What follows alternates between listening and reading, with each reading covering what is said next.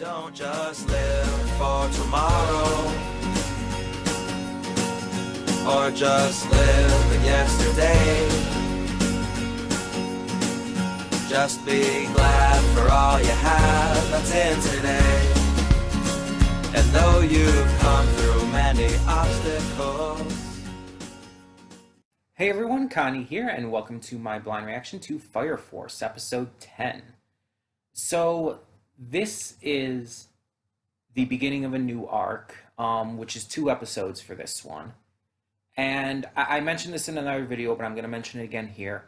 We're going to get through this little arc, and then the next one, which is 11 through 14. Because for some reason, I guess episode 11 does both this one and the next arc. I don't know why. But we're going to get through both of those. And then we're going to be taking a break from Fire Force. We're not going to be dropping it or anything. We're just taking a break. Just so I don't get overwhelmed with the series and I don't start to lose interest in it or anything. We'll watch something in the meantime in its place, another donation reward, and then we'll come right back to it. It's already set up on the schedule for that it will be right away after the next one. Just taking a break for now, just like I said, to kind of refresh ourselves on it, that's all. But we will be getting through these next few episodes first. Excuse me. So, the last arc has concluded and focused on some revelation, some big information on how these infernals are popping up, who's making them, and at least part of the reason why, even if it's a dumb as hell reason. But we're starting to get some of this information, and considering this already has 2 seasons, I'm actually a little surprised we're getting something this soon, because it's like, what, 24 episodes per season, so it's like, with that much, how are they going to have 2 seasons worth of content when they're already making these big revelations? The only thing I can think of is that these revelations and all aren't what's going to be important going forward. Which makes me think that what's going to be important is actually not finding out what is going on, but stopping it, fighting against these forces of bad. That's going to be the actual meat of this series, not so much the mystery surrounding it, because they're getting to that pretty quickly. We're not even quite halfway through yet, and they're already giving us these big revelations. So I think that's pretty interesting. On that same note, we have a member of the First having been one of these disciples of the evangelist, going around and trying to find someone who could withstand the pilot light in order to achieve their goals. And doing so by turning people into infernals, hoping that they'll be able to basically fight back against it and survive the transformation progress. Well, actually more like push away the transformation progress from even happening. And we have seen that there is one kid who he was experimenting on who did survive. And I'm wondering if that kid's going to be important going forward. Not just for what he could do, but the actual character, you know? I don't remember his name at the moment, though. But we see that this lieutenant in the First was behind all this. And I still do not think that the captain of the First was behind any of this as well. I think that was completely a red herring, and that the lieutenant was the one who was solely behind it. Now, in the last episode as well, we got a post-credits scene in which, after returning from the First, we found out that Shinra has been joined by Tamaki.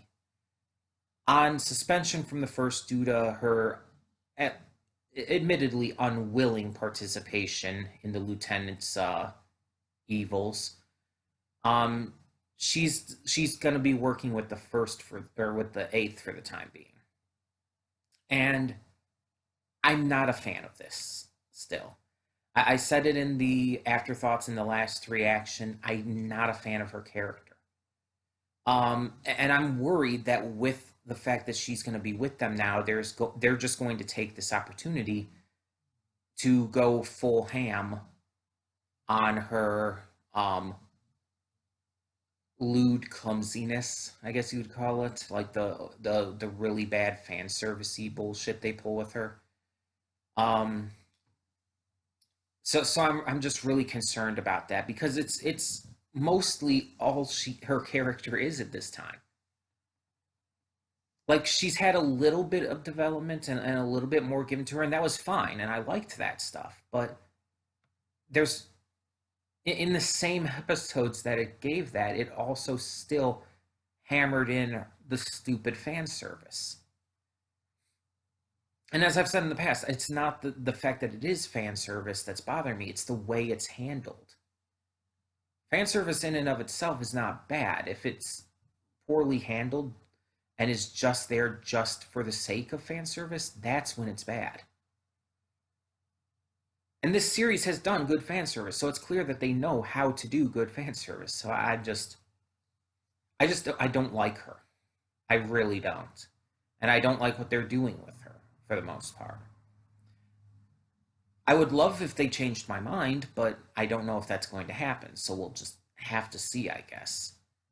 But it seems like a big thing that's going on is that the Eighth keeps recruiting allies. We have Princess Hibana, now we have Tamaki. Who's going to be next? And meanwhile, Arthur apparently has gotten lost, so that's a thing, I guess. I guess less Arthur, also the better, but he's at least a little more bearable than Tamaki. Either way, we're going to continue this for now and see what we got in store. And hopefully they don't go too heavy on on Tamaki's fan service. Hopefully they don't actually go ham on that. That would be preferable. But I'm worried that they're going to. I really am. Either way, let's find out. When the screen fades to black, pause this redirect and go to the description below. Follow the link to the reaction, and after you watch it, come back here to the redirect and resume play. Because after it fades to black and then fades back in, everything from that point forward will be my afterthoughts and will contain spoilers to the episode. So, that being said, thank you so much for tuning in, and I'll see you at the reaction. And we are back, and we'll begin with spoilers in 3, 2, 1, now. So while watching this episode, I realized something that I never really thought about before. It's like it's super obvious. Like it's not really something they hide or anything, but it's not something I've just ever really, again, just thought about. But this series takes place in a religious empire. Like, think of like the Roman Empire from the past. It's, I guess, similar to that. The emperor in this rules this empire based on religion, religious beliefs, on this god that they worship, Sol. And it's like, I don't know why, but that's fascinating to me. Because it's like, you don't normally see shows like this. Any kind of media, really. That takes, and yes, there are media that exist that take place in like empires of the past and everything, or fictional versions of those empires or whatnot, but you usually don't see one that's a completely fictional location, completely fictional world, but it's still like based on like a religious empire. You just don't see that often. And it's really fascinating to me that they chose to do that. Because like obviously I've made the comparisons with the show with Promare, and Promare wasn't like that. It's I don't know, I just find that really interesting. So this episode we had the meeting of the captains. The captains of all of the companies were brought together by the emperor himself to discuss what to do regarding the evangelist. After these big revelations that these white clads are turning people into infernals, using them to find this idola, whatever it's called, idola. I don't remember exactly. This idola flame or whatever it's called, which Shinra at least definitely has, and so did that one kid, I guess. Um, it's just like everyone's kind of freaking out. So we see we get to see some of these captains, and I guess like a tiny little bit of their perspectives on things. The one who stands out the most is Shinmon Benimaru, specifically uh, having his name in that order because I guess that's the way he wants it. um, he's the captain of the seventh, and they apparently never show up. They apparently very much stick to themselves. So that's really interesting that he actually did show up here, but he left really quickly and seemed to not want to work with anyone, seemed to want to just continue doing his own thing as always. And apparently he's supposedly the strongest Fire Force member, which is really interesting. Because I was honestly thinking Burns was from the first. I was thinking he was probably the strongest, but no, apparently this Benimaru is. So I'm wondering, like, when are we going to get to see him in action? We also see that Princess Hibana has connections to the Company 3 captain, who is this plague mask wearing doctor. And he seems to be not very okay, I guess you could say, with Hibana working with Company 8, confronting her outside of the building before they went in and everything. So I'm wondering exactly what that's going to be about. I'm wondering what their connection exactly is going to be and how that's going to progress further. But we also got to see a little bit of the just bonds that are forming between Company 8's members, getting to see how they connect with each other, and even how the ones who are not from Company 8 specifically are connecting and bonding to those within the company as they're working together. We get to see Hibana bonding with Iris and Maki very well. Like they're just like really close at this point, and it's really cute and awesome. We get to see even Hinawa, who is normally the most stoic one, bonding with the likes of Shinra in this episode, which is great to see. We get to see Tamaki starting to form bonds. Even Arthur is starting to form a little bit of a bond with Shinra, even if it's just at this point just giving him some of his meat. It's like it's something. It's a step. But the biggest part in this was definitely Shinra finally revealing what Joker has been telling him to the rest of the company. And I like how they questioned, like, okay, if it's Joker, can we really trust him? Can we be sure this information is correct? I like that they questioned that. And the answer is not entirely. But I don't think that he's lying. I don't think he has a reason to. And like I was saying in the reaction, I don't think he's part of the White Clads or aligned with them even. I'm thinking Joker is probably neutral. I don't think he's working for or with anyone specifically, but is just kind of his own thing. the question is whether or not he's a good guy or a bad guy, or if he is just still, again, neutral. We don't know at this moment.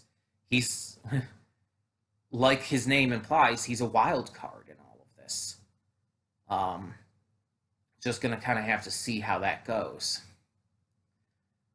Um, but yeah, there was a little bit of what I was worried about with Tamaki's fan service moments. There was a little bit of that. Luckily, they didn't go too far into it in this episode.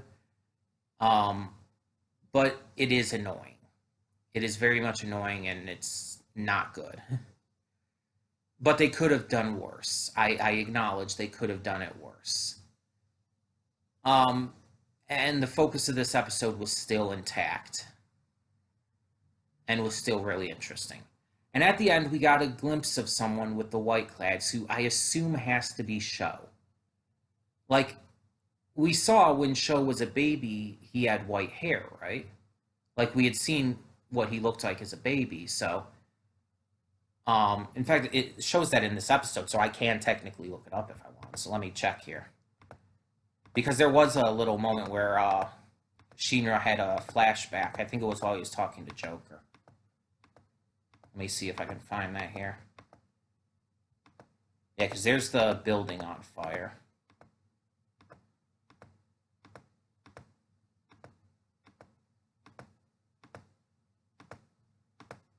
Okay, that's not showing that part of it. Okay, that's when he just shows up. It's going to be hard to find the exact moment in here, if I even can.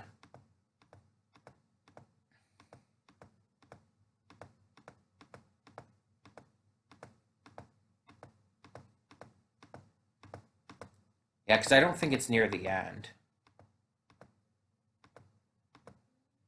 But we see this kid at the end. He looks young, and he has the sharp teeth and the white hair and all. The sharp teeth obviously connecting to Shinra, and the white hair. It's like it's got to be. I'm not finding that specific shot though. Oh, hold on. I think I might have found where it might be. Yeah. Okay. So there's a shot in the episode. It briefly shows like when Shinra was making the promise to his mother and brother. And it shows his little brother as a baby, and he does have white hair. Short white hair with like some choppy bangs over it, sticking down. And if we look at the guy at the end, he has short white hair with choppy bangs hanging down. It's gotta be him. I mean, it's gotta be. My other idea was the evangelist, but I don't think so. And plus, he looks like a knight in what we're seeing here. He has a sword. He has kind of like that kind of outfit on, and they said he was a knight, serving the evangelist and all. And since he was taken as a baby, that means he was raised this way. So he probably doesn't know anything else. He probably doesn't even know about his family at all. So that's sad. But it also makes you think, how is that confrontation going to go when they do eventually meet each other? Because Sho would really have no reason to believe anything Shinra would say. He probably isn't even going under his real name, unless they let him keep that for some reason, which would be kind of weird if you think about it. I don't know. It's just... There's a lot of questions that this kind of raises, a lot of ideas, but it's definitely very interesting. I'm definitely interested. I'm wondering though, since this current like mini arc is only 2 episodes, kind of going into the next episode as well. What's this mini arc really? What is it? Why is this separated from like the last arc or the next arc? Is this just centered around Shinra just learning about his brother more and just the bonds with the 8th? And then why separate it from the next one then? What's the next one going to be about, I wonder? No spoilers, obviously, in the comments, but... it just makes me wonder why these two episodes and why episode 11 is actually for two different arcs. Why not just have episode 10 be considered part of the same arc as 11 through 14? I don't know. Either way, I very much enjoyed this, but I want to hear your thoughts. So tell me in the comments below, what did you think of this episode of Fire Force? And thank you so much for tuning in. For now, I'm Connie, and I'm signing off. See y'all next time.